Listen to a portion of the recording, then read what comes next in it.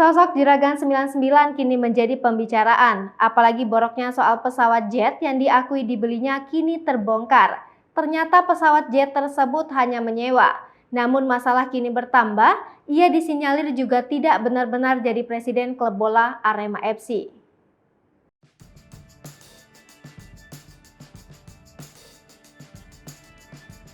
Seperti yang diketahui, beli-membeli klub bola tengah ramai di kalangan artis. Sejak Raffi Ahmad membeli Cilegon FC, mulai artis-artis lain tak mau ketinggalan untuk ikut membeli klub bola. Meski hanya Liga 2, namun kemampuan tim sepak bola langsung melejit.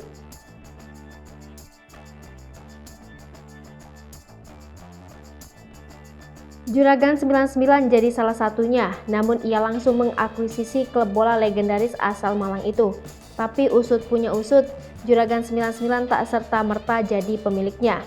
Wah, kok bisa ya? Kekayaan Juragan 99 kini tengah dipertanyakan banyak orang.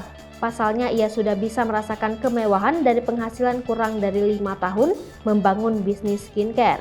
Mulai dari punya tas dan jam tangan miliaran rupiah hingga jet pribadi.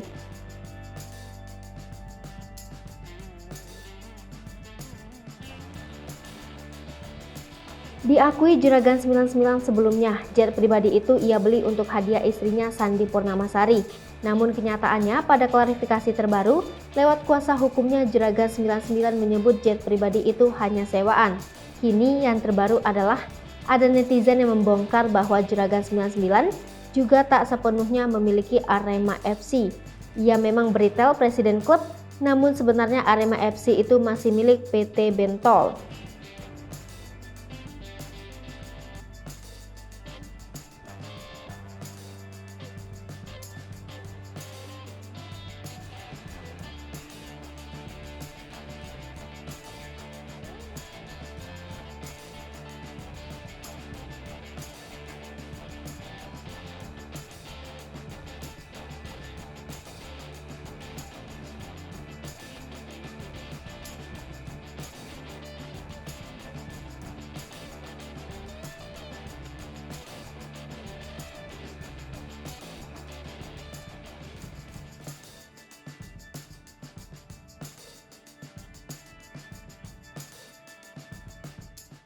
Hai pemirsa Sri Popo TV, jangan lupa komen, like, dan subscribe, serta tonton terus berita-berita terupdate